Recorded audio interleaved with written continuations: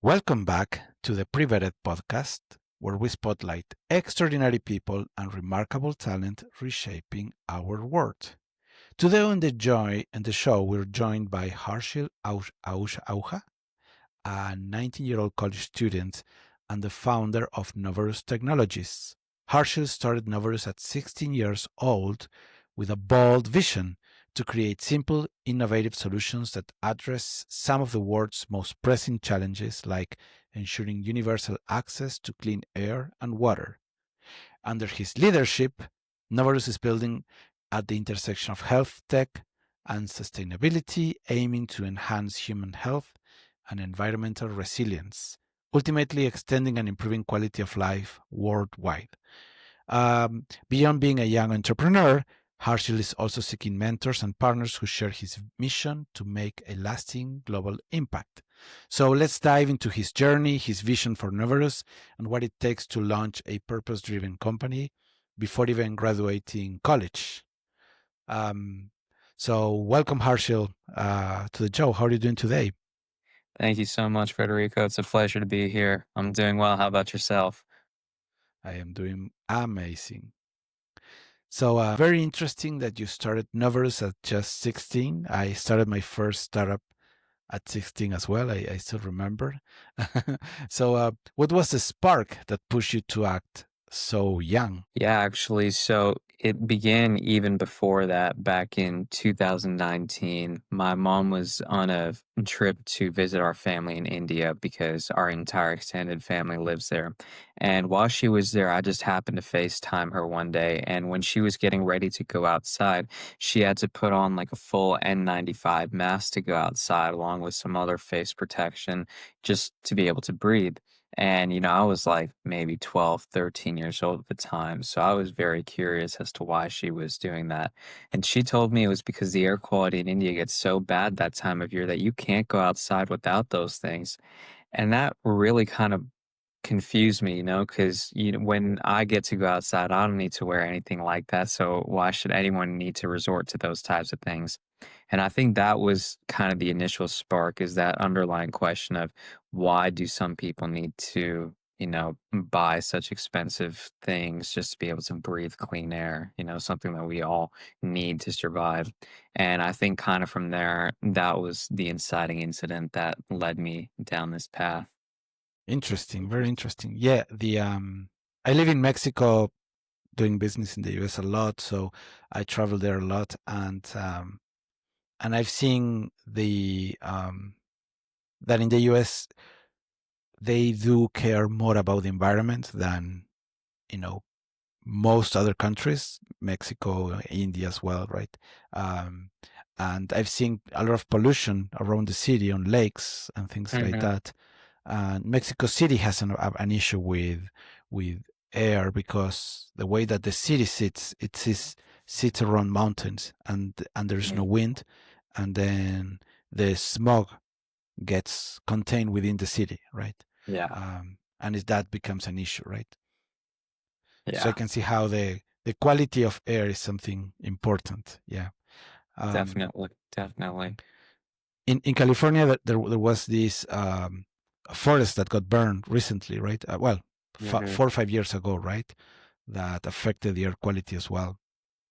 Yeah, here in California, we have multiple wildfires every single year. Actually, right now, wildfire season is about to begin again, so it's going to be pretty bad here for some time now, all throughout the state.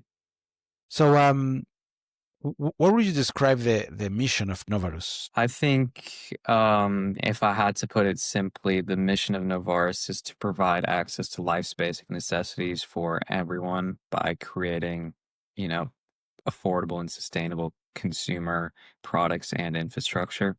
That's kind of the fundamental idea that we revolve around. We've started with clean air and clean water, but since then we've branched off quite a bit into things like renewable energy, agriculture, those types of things as well.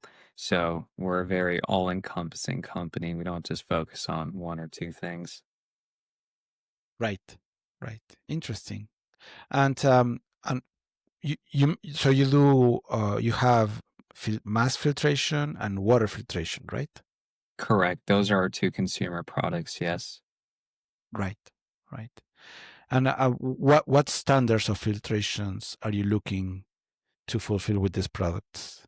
So both of them are certified for the highest standards of filtration. I'm not sure if you're familiar with kind of the rating system for, say, a mask, but if you've heard of like an N95 or that kind of system. So what that basically means is that that mask is rated to remove 95% of particulates that are 2.5 microns in size. Our masks are certified as N99, which means they remove 99% of particulates 2.5 microns in size. And just for reference, a human hair is about 60 microns wide. So 2.5 microns is something that you can't even see with your naked eye. And it very easily enters your respiratory system. For the water filters, the same thing. We're 99.99% against particulates that are zero point 0.3 microns in size. So we have set a very high standard for ourselves in terms of what our products should be able to do. Wow, amazing. So with 99.9% of you said 3 micron in water, right? Yeah, zero point 0.3 microns Zero in point water. 0.3 microns. Yeah, So you're also filtering bacteria and viruses, right? correct. Correct. Very interesting. Yeah. I in my house I use a Berkeley filter Hmm. for water filtration, Yeah. and it's very good, very reliable. Um, kind of clunky because it's a big metal piece, but it Hmm. has no moving parts. So yeah, and then we because in the U.S. the water that comes to your house is really good, right? It's high Hmm. quality, but here in Mexico it's not potable, or so we filter the water anyways, right? Yeah. Um, and one thing that I notice is that people here buy water in containers, in 20 liters containers. Hmm. Um, so they get a truck that delivers potable water to their houses, right? So the CO2 for that is super high, right? Um, Right. Right. so so I switch for the filters, and then we put a residential filter in the house as well, right? So Hmm. we have double filter. Yeah. Yeah. Yeah, here in the US, honestly, like there are some places which still don't have great water quality. They have set very high standards for it, the EPA, but even then, there's quite a few places, like especially in the Midwest, that don't have great water quality. They're very heavily contaminated with heavy metals like lead, mercury, arsenic, fluoride, which are incredibly dangerous if you consistently drink them, which I mean, I guess everyone does because you need water to survive, right? So originally our products had been designed with the focus of, more rural communities, but since then we've also started creating variations that have household applications as well. So we have larger products that are on the market right now, which we've used in industrial filtration applications or even like for household use as well. Interesting. So you're trying to solve clean air, clean water. Are you planning to solve other problems other than those two? Yes, absolutely. That's by far one of the biggest things that we want to do. So, we've kind of segmented it into four main categories as of now: air, water, electricity, and agriculture. Those are the four main areas that we want to focus on, at least for now. We've already addressed clean air and water. In terms of electricity, we're doing a lot of projects regarding renewable energy. Primarily for more rural communities by collaborating with local governments. So, one thing that we've seen a lot of is that in different parts of the world, whether it's parts of Africa, Southeast Asia, South America, is a lot of the communities there either have no power or they rely on some type of centralized power grid. Now, with this centralized power grid, you do have quite a few issues that come up.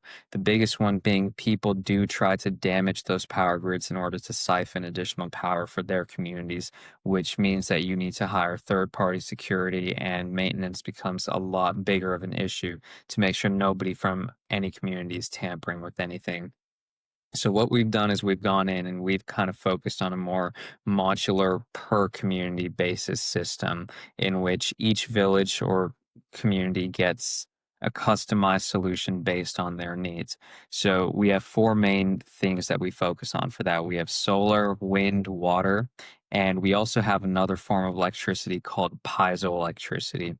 The concept behind piezoelectricity is that every time you take a step, you release kinetic energy, and if there's a way you can harness that kinetic energy, you can then convert that into electrical, which you can then use as power. Now, this can work great in a mass populous area like a market, a hospital, a school, where a lot of people are moving consistently throughout the day.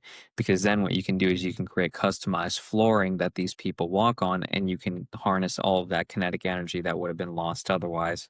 So, using these four systems, we're now working in a couple of different places to actually create these new systems. We're working a lot in Africa on this to start, but also some projects in the Philippines and that side as well. So we're very kind of focused on, accessibility to all these different things because we know that if you can solve a fundamental problem like clean water, it actually can turn into something much bigger for people. So to give you an example of that, a lot of what we've seen is that when families have to focus a lot on, getting food on the table or needing to walk multiple miles a day to get clean water, that takes away from a lot of what they could be doing, right? Kids could be going to school during that time, parents could be working, doing other different things at that time. But because you're focused entirely on survival, it doesn't leave a lot of room for personal growth that way. So by basically working with governments and different organizations to help address some of those grassroots issues, we can then allow people to focus on what truly matters. Kids can go get proper education, things like that. And that ultimately helps uplift the community as a whole because now they're not focused on, do I have clean water today? They're focused on, I'm going to go to school today and learn something new for my future. Right, right. I heard about the story about small towns. I think it was in Philippines, where they had to carry water around with buckets, right? Hmm. Yeah. And that would basically they would have to spend an hour a day, maybe more, just on getting water, right? Um, Um, because the distribution was not even there, right? right. Um, you know, and probably that water was not filtered anyways, right? Hmm. Uh, so I can see how, and that affects basically the quality of life, not only on the water that they drink, but also the time that they have to spend on gathering the water, right? Exactly. And drinking that dirty water, all it does is make you sick, right? And when you're sick, what can you really do anyway? So it's it's like just domino effect of one problem of dirty water leads to all these different things happening. Right, right. Yeah, I can see that effect happening. I mean, where where I live, 3 hours away from where I live in Guadalajara in the city, but if you go on outside the city, there are small towns that basically they are doomed because um, they are far away enough that that if a kid grow up there, they don't have any education opportunity, right? Other than elementary school, right? And the population is so small enough and so close to the city that they are in limbo, right?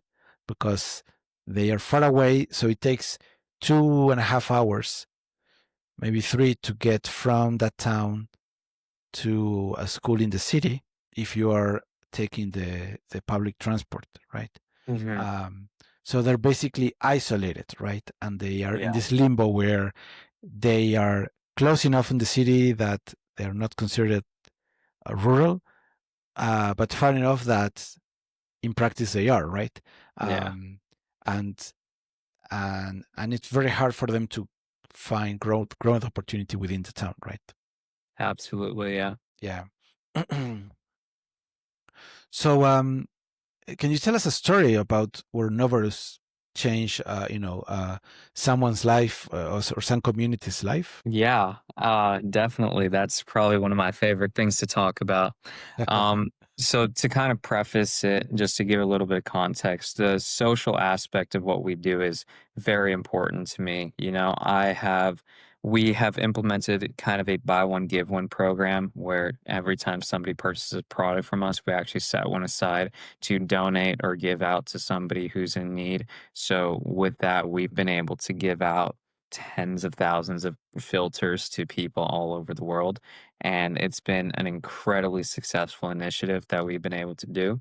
But if I had to give one example of a story, I think honestly, a lot of my stories are going to revolve around the Philippines just because, we've done a lot of work there in the past couple of years. We've probably worked in 5 or 6 communities just within the Philippines alone. And it's one of my favorite countries in the world just to, be in. So last year, 2024, we had partnered with an organization in the Philippines. And when we had gone there, we had very little idea of exactly what to expect. We hadn't really seen the communities before. We were only informed about the number of people in the community, but also kind of what their water situation was like. So we knew they had access to groundwater, and there was a private property next to one of the communities that had access to a spring, and that property was gracious enough to actually be giving access to that spring to the people of the community. Now, when we went there, we first did a complete assessment of the area just to see kind of what the situation was like. And when I tell you I've never seen something that bad in my life, I'm being entirely honest with you. Like, Wow. it was covered in sewage, and when we went, it was monsoon season there, so it was raining constantly, and all the runoff from the village was just accumulating at the center because it was located on a hillside, and it was just reeking of sewage and trash, and there were animal feces everywhere, human feces everywhere, and we walked around for a little bit to kind of understand what the situation was like. We talked to a few people there, and we quickly realized, like, yeah, okay, the water is a serious problem here because they're using the same water for cooking, cleaning, drinking, washing themselves, washing everything. So there was a lot of contamination, especially due to all the feces that were around, a lot of E. coli and different viral infections going on within the community. So we came back, and we were trying to think of exactly what to do because a couple of other organizations had gone through the community and tried to give them some type of, systems, but they hadn't really worked that well in the past. So we came in with the idea of, okay, they have a couple of water collection points already where they're able to get the water from. What if we simply retrofit our water filters onto these collection points so that, they can get the clean water directly, and we can eliminate the extra step of first needing to have clean containers, then you know, taking the water in the clean container, then filtering it in their home, then keeping that. So the idea was just to go straight to the source. And if we can filter all the water coming out of there, hopefully after a long enough time, we can make the water in the area more drinkable. And we only had a couple of days to put this project together just because of how tight our time frame was. But we were able to install quite a few filters in multiple communities there. And, when you're able to see like a couple of just a few children just, using what you spent years of your life working on and how happy they were to just have clean, drinkable water, it was honestly like one of the most gratifying feelings I've ever had. Um, we still have that project going on today, and it's been probably one of my favorite things to do because that was one of the first times that I actually went in person to a site that we were working on, and I actually did the implementation myself. Usually we'll just work with an organization, but we'll be here remotely, but that was the first time that I actually went and got a hands-on experience with it. So Yeah, I think that's just one of our stories. We have a lot of different things going on, not just in the Philippines, but in India. We're starting a project in Haiti and Guatemala, lots of different places in Africa. So it's something that I'm very passionate about. And honestly, it's one of the reasons that keeps me going at the end of the day. Very nice. Yes. Yeah, I think that's we get used to, right, to all our amenities we have in our houses, right? Mhm. And eventually we don't think about all the things that we have, right? uh, or how bad other communities are, right? So Absolutely. I think that being able to help on providing clean water to these communities is a life changer for them, right? Yeah, definitely. Definitely. And sometimes when people they go to these different places and they see what a lot of these people have to live through, the first kind of notion that people have is, feeling sorry for them. Like they're kind of being dehumanized in a way because, when you feel sorry for somebody who's in that state and you're like, oh, that's really sad, and all these other different sort of negative feelings then get associated with it, it really is not beneficial to anyone, honestly. And that's why whenever I go to these different places, it's like you always have to go with an open heart and mind. You can never just think that, oh, because these guys don't have what I have, they're somehow lesser than I am or anything like that. There's still people at the end of the day who are trying to live just like you are. So I think having an open mind and being receptive to all different types of people from different backgrounds is really what's going to keep us going forward as a society. Like, just trying to separate people based on what they have and don't have has never worked in the past and won't work in the future either. That's amazing. Yeah.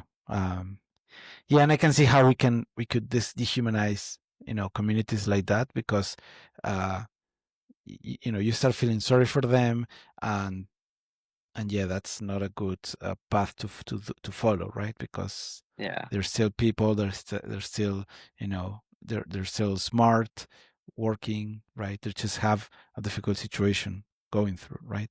Hmm. And sometimes lack of information, right? They don't know how important it is for them, right? Yeah. Well, we're Very doing what we interesting. can, so we're trying to, make one life better, and that's all that matters. Right. I like this idea of, like, I was I was talking in another episode about nonprofits versus for-profit organizations, right? So a Mhm. nonprofit basically needs to do activities to get funding, right? Right. To get donations, and the effort to get those donations basically undermines the mission, right? Yeah. Whereas if you build a for-profit business with a mission, right? Um, then you have much more independence because you have your own resources to follow the mission, right? Mm. Um, so I, I think that's a much better and sustainable strategy, right? Than just relying on donations, right?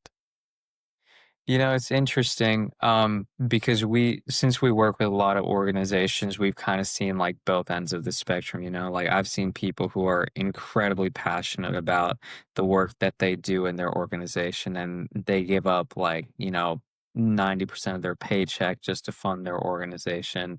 And like, I don't want the notion to be like nonprofits kind of have to do certain things that sort of stray from their mission because at the end of the day, if it's really a nonprofit that cares about what it's doing, they're going to do what they need to in order to fulfill that goal, right?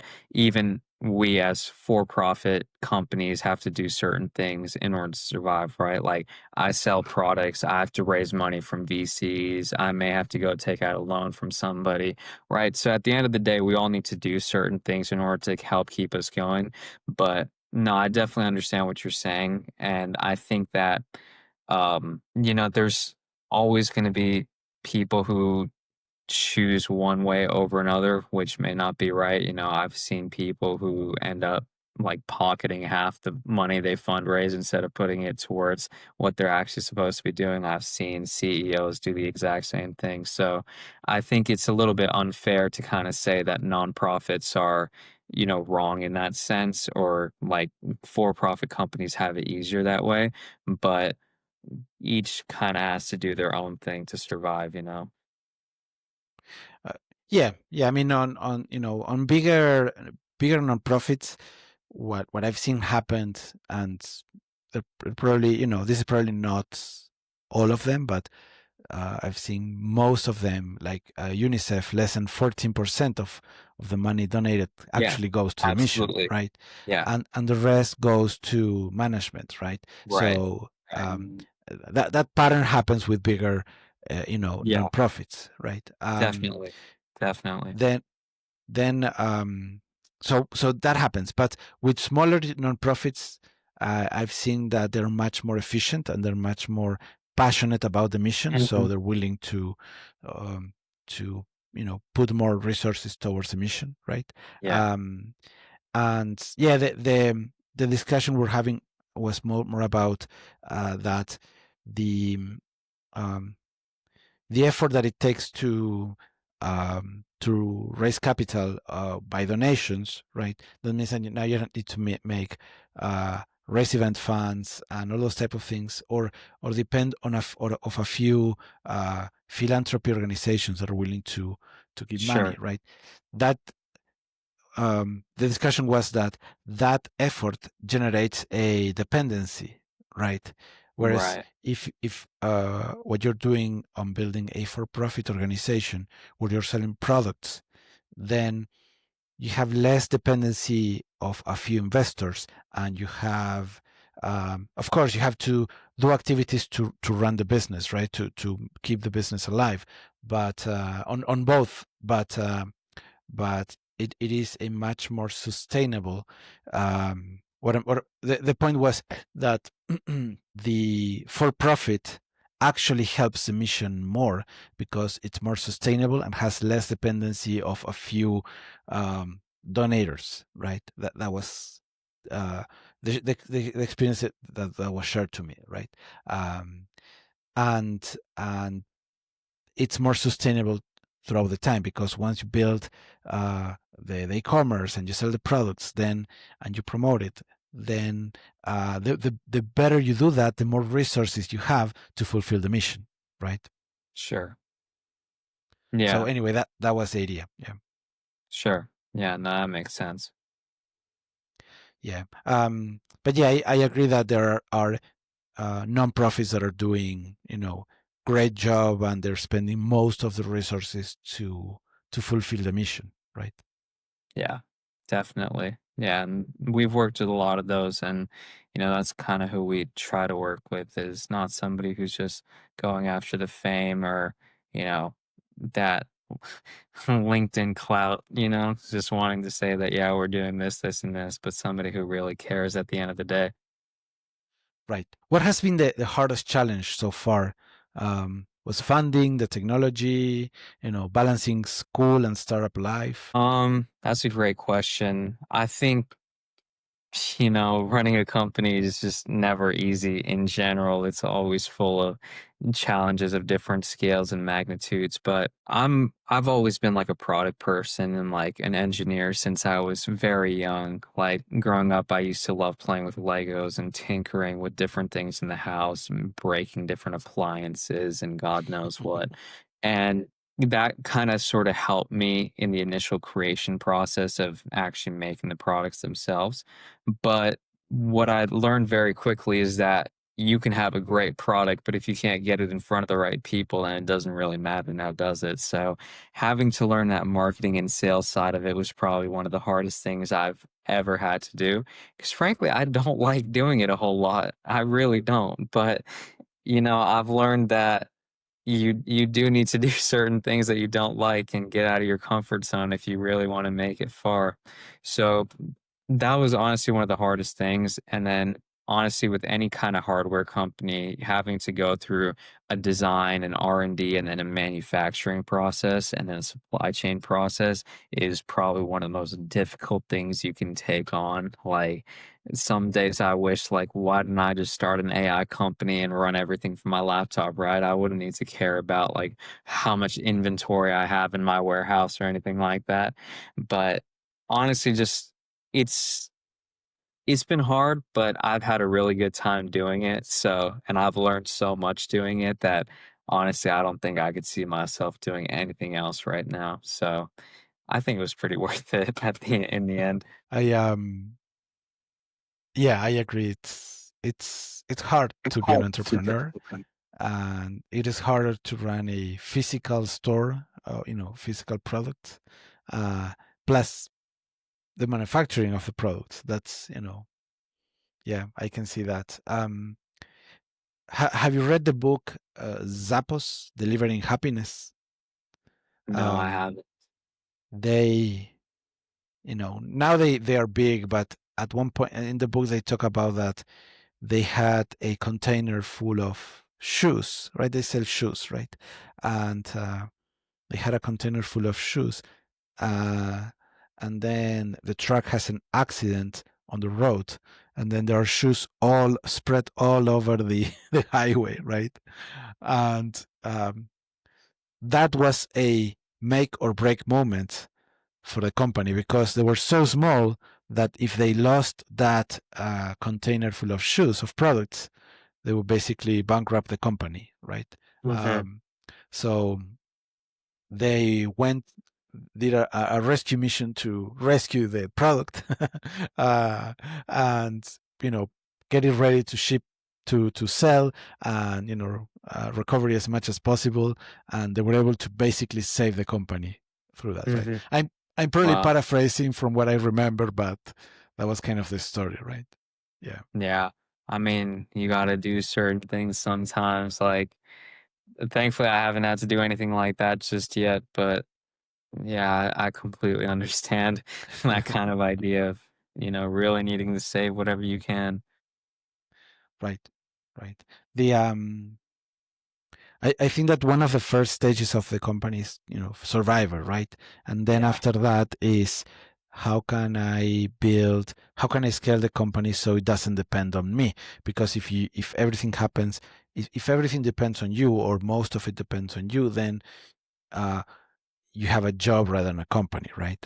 Right. Right. This is a lesson from the E-Myth, the E-Myth, the Entrepreneurial Myth, another book. Mhm. Yeah. Um, and you know I'm kind of paraphrasing, but that's the idea, right? And then Yeah. how much can the company grow? Well, how much can your arms extend, right? Mhm. So, and the day you're sick for whatever reason, right, then Yeah. everything stops, right? So at that point is when you start building processes to automate a lot of things, right? Mhm. And then the challenge there is that when you do that, the company becomes much less efficient, right? So True. could the company survive that inefficiency, right? Um, so so yeah, and yeah. Anyway, that has been my journey, of stages that I've been, going through. Where do you think you are on that journey? Um, Good question.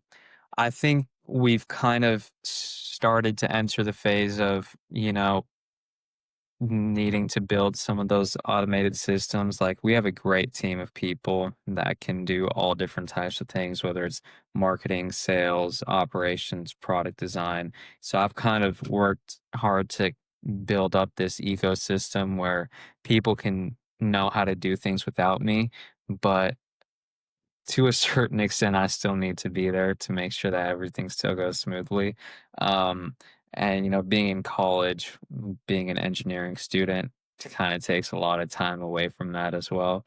So I think I'm probably at the point where I need to start figuring out what's the best way to keep things working without me being there 24/7, 365. right, right. Very interesting. Yeah. I recommend you read the book The E-Myth because it will give I you have. I this idea. have. Oh, you have? Oh, nice. Very Yes. nice. Yes. Yeah.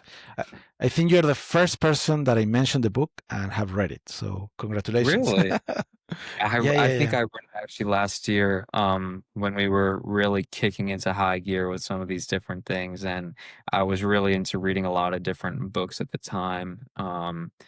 And yeah, that one, and then I think it was called mm, it's like Make It Stick or Made to Stick, something by Chip and Dan Heath about really getting an idea to stick in your customer's head.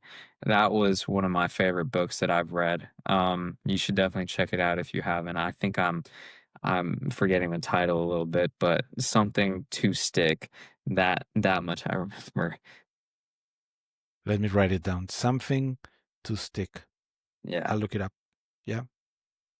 Um, yeah. I mean, there's a point where I've been reading, different books that then I don't remember the title or the author, but I Yeah. remember the ideas.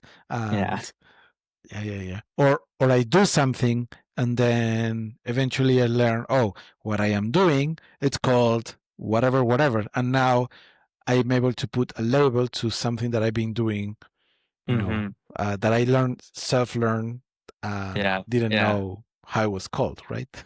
No, 100%, 100%. Yeah. So Yeah. I understand that you won recognition from at the Enterprise Leadership Conference, right? Oh, yeah, that was wow, almost 2 years ago now. No, over 2 Oh, years wow. ago. Yeah. Can you tell us a little bit more about the experience? Yeah, it was actually man, I have to kinda remember what it was like now because it was a long time ago, but I remember the opportunity came to me through my school that this Rotary club where I live was kinda putting together this three-day competition where, different high school students from the Bay Area could compete with, and against each other, and it was kinda just a three-day conference where you could learn a ton about entrepreneurship and actually put those to practical use. And at that point in time, that's when I had initially started Novarus as a company, like probably within that month or two when that was coming around. And I just thought it'd be a great learning opportunity to just go and, actually learn from people who have done this kind of thing before. Cause it was just filled with mentors and people who had all had multiple successful businesses and companies and, really made names for themselves. So I went there and was assigned with seven different people as part of a team. There were 12 teams in total. And basically, they said, okay, come up with a business idea. These are the different criterias you need to fulfill. And you're basically going to create like a pitch deck and present it to like a panel of five different investors at the end of the conference. So we spent 3 days, putting together this idea of trash bins that could automatically sort the trash into recycle, compost, and landfill by scanning the contents of it. Because one thing that we saw was like when you go to an airport and you see those different bins, you don't know what the hell you're supposed to put where. Like you're just guessing after a certain point. So we're like, okay, if we can create something that does it for you and takes a lot of excess waste out of landfills and things like that, it can be very beneficial. So we took this idea and we created the whole business model around it about how we were going to first start by selling to like small apartment complexes and then hotels and then work our way up to like large scale airports like train station things like that. So we've created this whole like B2B model and then eventually a B2G model where we can really scale this up by creating different versions of the product that have different things and different applications, have the whole strategy laid out, and then on the last day, we presented it to the panel of judges, and they liked our thing enough, and we won the competition. So, yeah, it was a really great experience. Really, really learned a lot there, and I think I've definitely applied a lot of the things that I learned at that conference today. That's amazing. Yeah, I was going to ask you like what lessons you learned from there that you apply today, right? Um, Yeah, I think the biggest one was, you kind of like see the thing that I've learned about business is you can spend all the time researching and learning about, marketing or sales and reading books and articles about how all these different great people have done it. But until you actually apply it yourself, it's really just empty ideas in your head, right? You don't actually know what to do with it.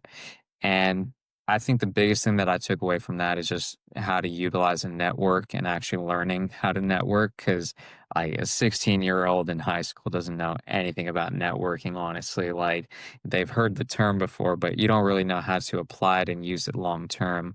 But I think that was probably one of the biggest things I learned from it is just how do you go talk to people, tell them about your idea, and just, have a positive exchange with them that's not even transactional, but like you and I are right now.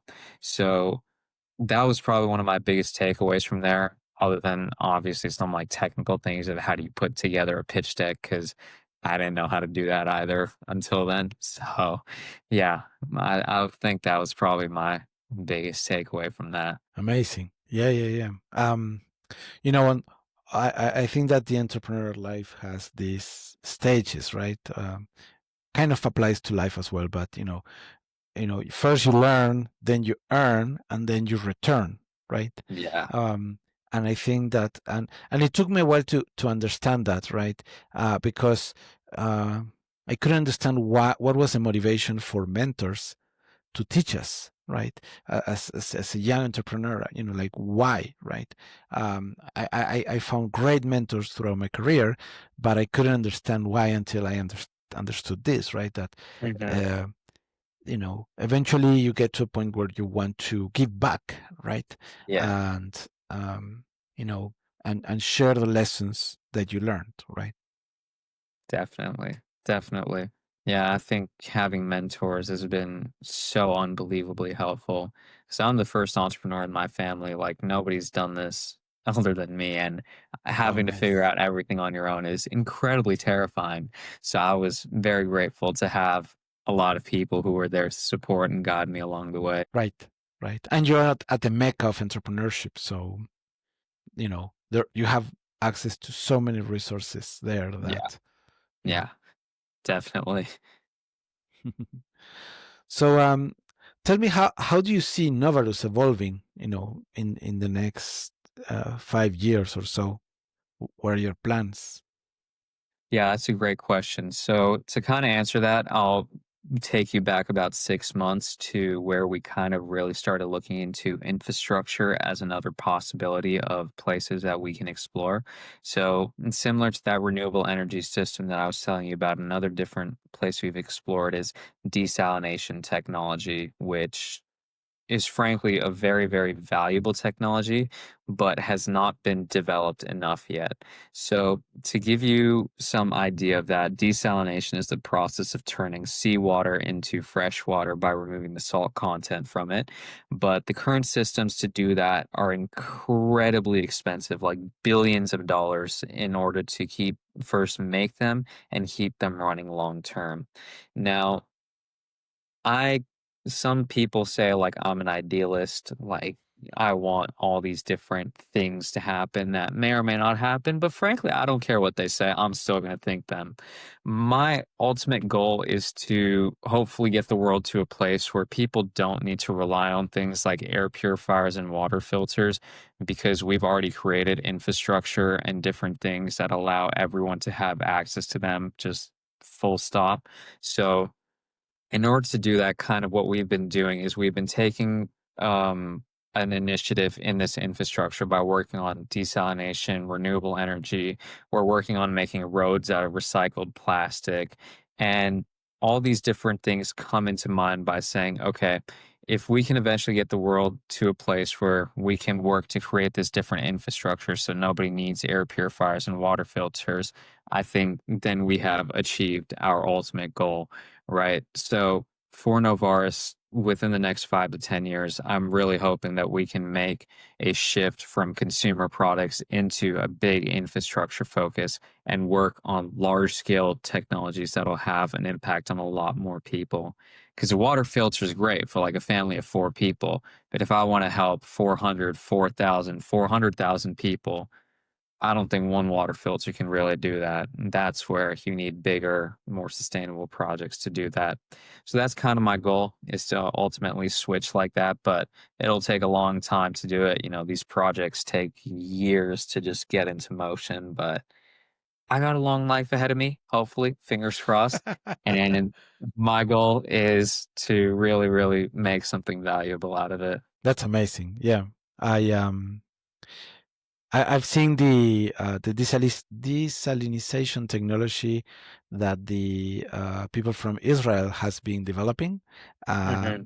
and they use that as a strategy for peace because they give water to their to most to all of their neighbors, you know, Yeah. uh, as part of building building a peace in the region, right? Okay. And mostly that particular strategy has been successful, right? So Yeah. they they produce water for themselves and then for other countries with their development of desalinization technology because there's no water around there anywhere, right? Hmm. Yeah. So the desalination tech that we've kind of designed stemmed from an MIT project back in 2022.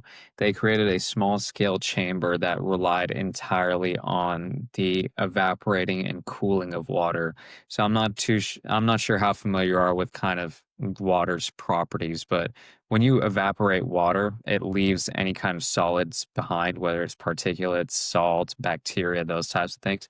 That's why people always say boil your water before you drink it, is because you're kind of separating those solid contaminants and you're killing off the bacteria inside. So Right. MIT's project was to create this kind of chamber that would concentrate sunlight into it and heat up the system inside. And it would have these what are called evaporative pads, which are really just fabrics that are good at absorbing water. And they'll dip them into a tank that is filled with salt water. And due to water's properties, water is actually able to travel upwards even against gravity when it's in contact with the fabric like that. Like if you ever dipped a paper towel in water, you'll see that water is actually able to travel up like that. So they created about 10 of these within this chamber. And what happens is when you heat the chamber itself, you evaporate the water and the salt gets left behind on the evaporative pads. Then behind each one of these evaporative pads, you can put a special aluminum plate that serves as a condenser mechanism. And because the temperature of that aluminum is lower than the boiling point of water, it actually causes the water to condense back down into its liquid form. And then you can collect that water that has now been cooled and separated from the salt. So they achieved this on a very small scale, like literally the size of a tissue box, and we figured out how to scale it up. So we took the same fundamental ideologies, but basically redesigned it to be suitable for a large scale system. So their concept was like this thing that you had to like point at the sun throughout the day. But if you need to make a system that does 50 to 100 million gallons of water in the day, you can't really like rotate it around like that.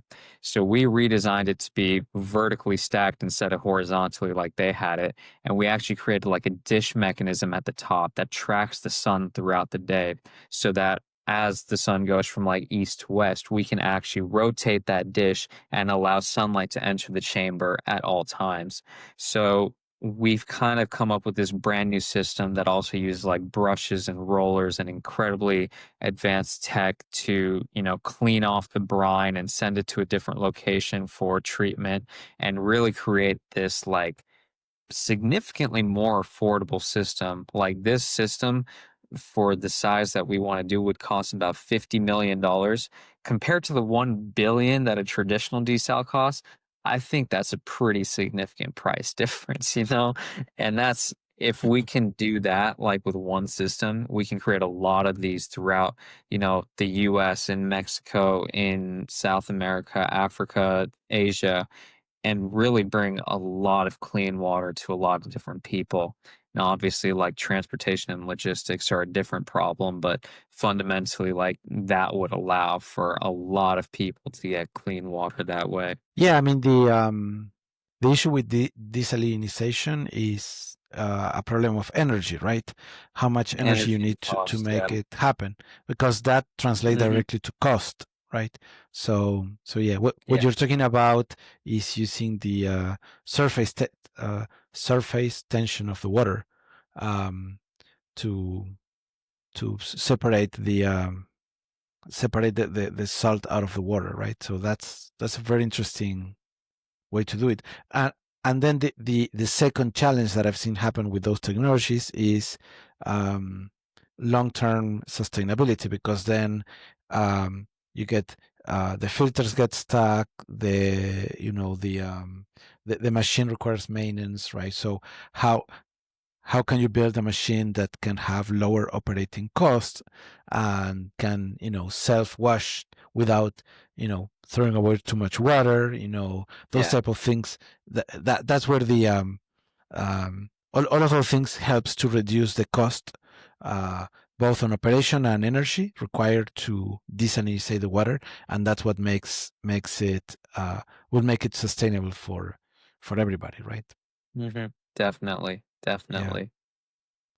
that's amazing. Yeah, the you were talking about that people criticize that you are dreaming. I think that as an entrepreneur, um, it's kind of in our job description, right? To Yeah. dream, right? Yeah.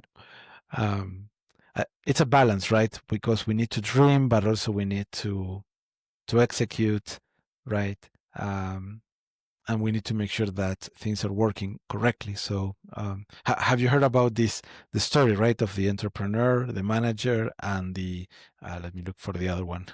I have it here. The entrepreneur, the manager, and the technician. Have you heard that story? I think a long time ago, but remind me what it is. Yeah. So the technician is the person that is super picky about how to do things, right? Mhm. So is that uh, artisan that will never finish a piece of art, right? Because it's never perfect. It can Mhm. always be improved, right? So that's a perfectionist, right? Is always looking to deliver everything perfect, right? Then, but doesn't know anything about timing and delivery, or doesn't care about delivery dates, right? Then you have Yeah. the manager that it's managing the technician to deliver on time, right? And making sure that the job, that is managing the jobs that are being done, right? But it's complaining that why are we doing this? Like why are we building this stuff, right? I don't understand, and it's complaining. And then the entrepreneur is the dreamer that goes that puts the first two into that particular situation, right? Yeah. Yeah. So we need dreamers, yeah, for sure, Mhm. right? We need to dreamers that see the potential, see what is not there yet, right? But so that's part of the of the entrepreneur uh, side. Yeah. But I also think that and the manager is the one that is actually rooting those dreams into you know execution, right? We're going to Mhm. execute, we're going to deliver, right? Yeah. But we also need the perfectionist, right? Because we want to do something great, but also has to be balanced on to be delivered on time within the constraints that we have, right? Time, Yeah. resources, money, whatever it is, right? So anyway, that's the three personalities that kind of clash, within each of us, right? Yeah.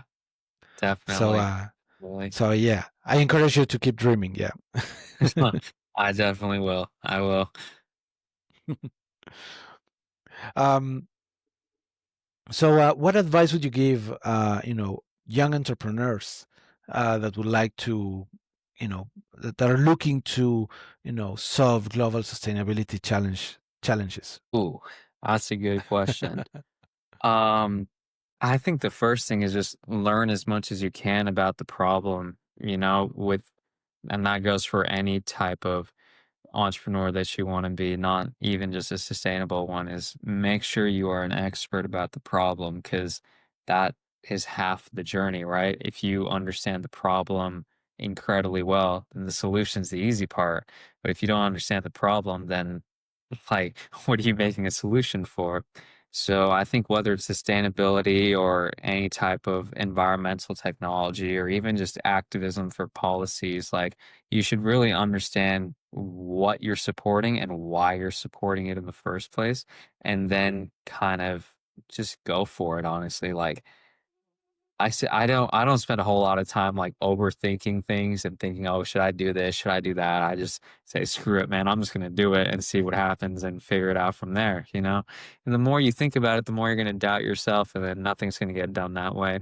So I think, yeah, those 2 are probably the biggest things. Learn as much as you can about the problem because nowadays with especially here in the US, you hear all these different conflicting opinions about, what should be done, what's the best way to handle it. All these different people and policies are trying to do different things. So I try to keep myself separate from those things and just look at things as objectively as possible, whether it's new environmental policies or if different research papers and studies have come out, really try to understand them like as they're being told, not through any particular point of view. So I think objectivity is honestly going to be your best friend, like long term. If you take things to heart or are very sort of like you think everyone has it out for you, you're not gonna make it very far. Like, you have to understand that everyone at the end of the day wants to get themselves ahead, and you are not anyone's priority except your own self. So, just keep going and don't worry about what everyone else says to you. Right, right. Amazing. So, first I want to congratulate you on doing, such a great job of, uh, launching a company at a young age, becoming a successful entrepreneur at such a young age. You have all, as you mentioned it, right? You have so much future ahead, so many things you can do, so much potential, right?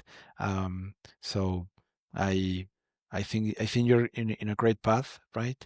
And I do wish you, uh the most success with this endeavor, right? Um, and I hope this doesn't happen, but if at one point you find that you need to pivot or you need to start a new mission, a new enterprise, right? Um, I know that all this experience that you're collecting will help you do better in the future as well, right? So you know, Thank you. in either of those scenarios, I do wish you the best success. Yeah. Thank you. I really appreciate it. Mm. I started my first company at 16 as well, and lasted for a few months before we tried to sell it, and then the .com burst, and we the sale kind of we were not able to go through with the sale, but I got a lot of experience, right? But at that time, I was thinking, oh man, we're losing this, we're losing that, so much effort we put into building this company, right? So anyway, that happened to me, and it was it was a process, yeah. Mhm. On top of that, I think is very valuable that you're doing a mission driven, a mission first enterprise, right? um I think that's very valuable, and something that is, um laudable to share, and encourage other people to do as well. Yeah. Thank you. Thank you. Thank you, Harshil.